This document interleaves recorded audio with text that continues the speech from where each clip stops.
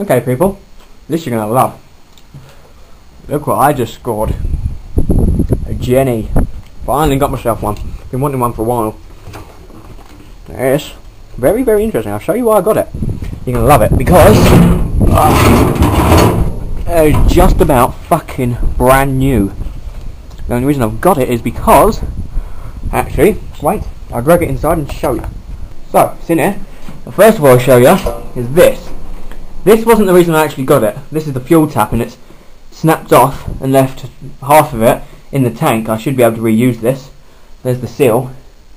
But the reason that I actually got it, this here must have snapped off. It was sitting in a shipping container where there was lots of fencing, and if stuff's been pushed back in and forwards, some of it's caught this and snapped it off.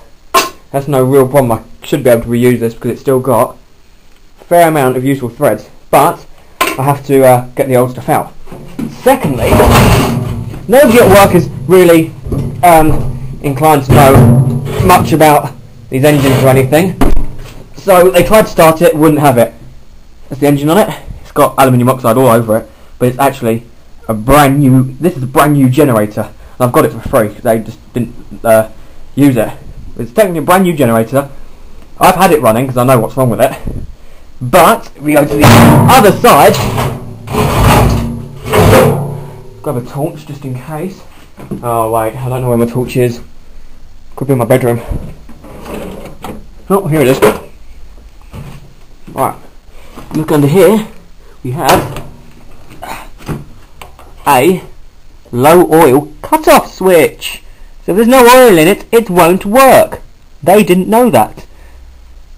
And it's been sitting around for over 2 or 3 years. They haven't ever used it because it just never ran. I hotwired it once by unplugging the coil, and hey presto, she worked and made power. So all I have to do is put oil in it after fixing the fuel tank, which unfortunately means I have to take off these covers here, undo the 4 bolts in the corners, and that should get it off. Hopefully they're not. I'm hoping these aren't what I'm. Oh no, they're not. They're good. I was hoping that there wasn't any bolts on the back of it to get off, but they're actually pressed onto the frame, so these will just come off. These will come off. There's no nuts and bolts to have to worry about. I'm not sure about the fuel tank though. Let's see. Oh, okay, the fuel tank does have a bolt on a nut on the back. Anyway, this engine has no hours on it. Still has compression. I only ran it for a short amount of time. So let's get to work. And I also borrowed some petrol. It's got a fuel gauge on it, but I don't know if that works. It should do. This thing is, like I said, brand new. They couldn't ever get it to work. Oh, I used it once to power a pump, a little 240 volt pump, just to pump up a tyre on that billy goat you saw. So that was a very long time ago. So engine on and off, power, voltage, breaker, DC voltage. Oh, that's the DC breaker. I do have the wire as well for this, for the DC. 2 plug sockets. It's a this is a 240 watt, 2400 watt.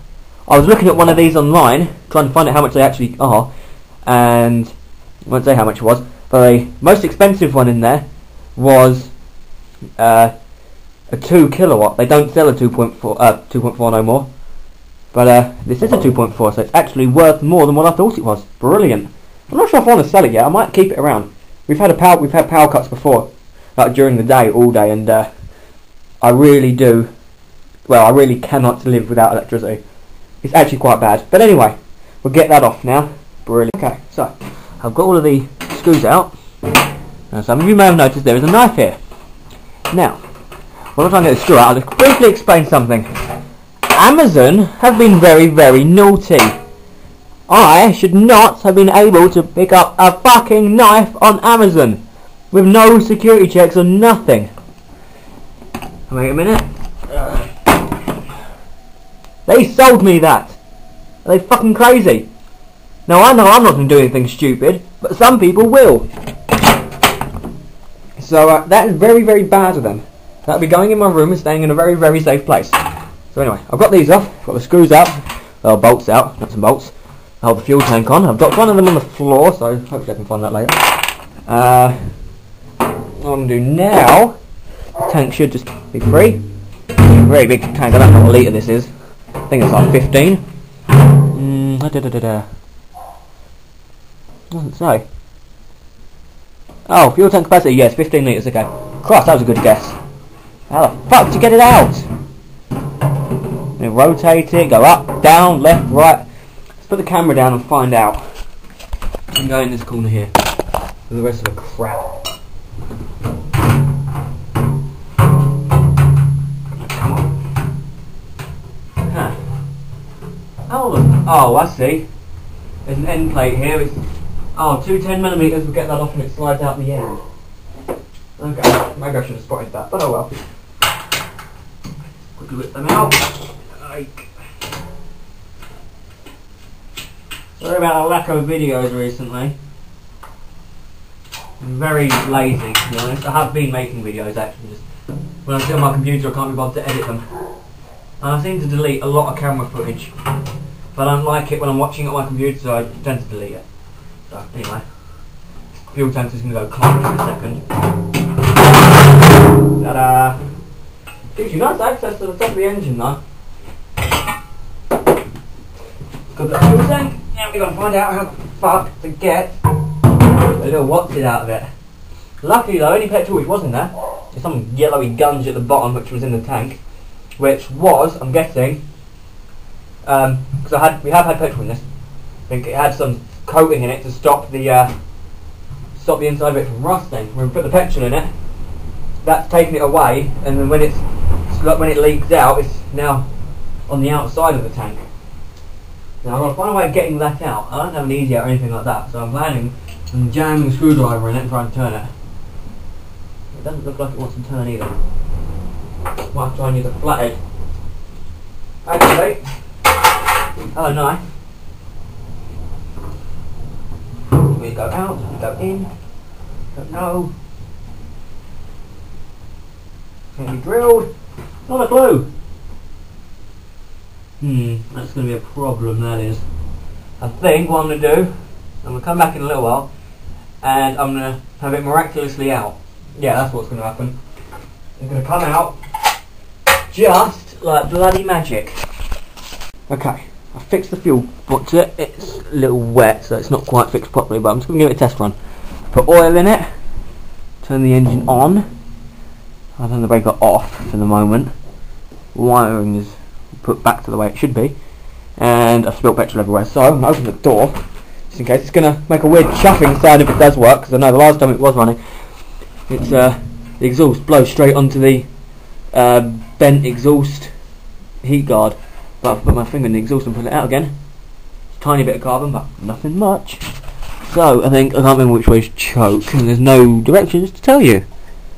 I can't remember. I'm going to guess that's choke. Give it a yank. Is it turned on? Fuel? No. Okay, we turn the fuel on first. I might take the air filter off just so I can find out if the choke is on or off. This is a Chinese under clone engine, so sometimes these engines will surprise you, but yeah, that is choke shut.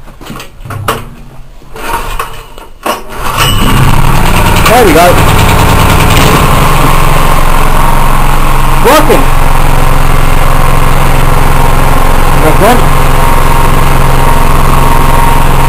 Let's plug the compressor into it. Oh shit, that was a pile of screws.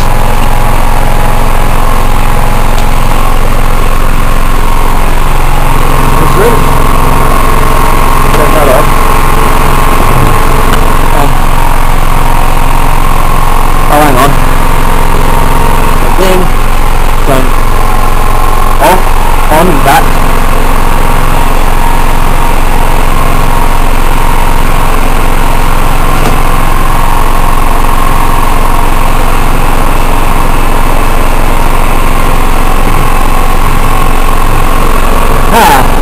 That ain't good. No power. The engine's running, but that's really nothing.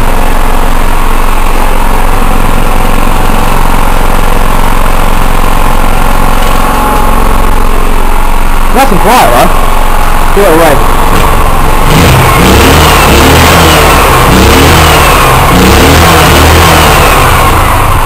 That'd be very odd. Turn it off. We need to find out why it's not actually making any power. We'll undo this panel here. It was making power last time it was being used, but this could be interesting now. I know I've had that board off before, so we'll just undo these screws and we'll see what's going on inside.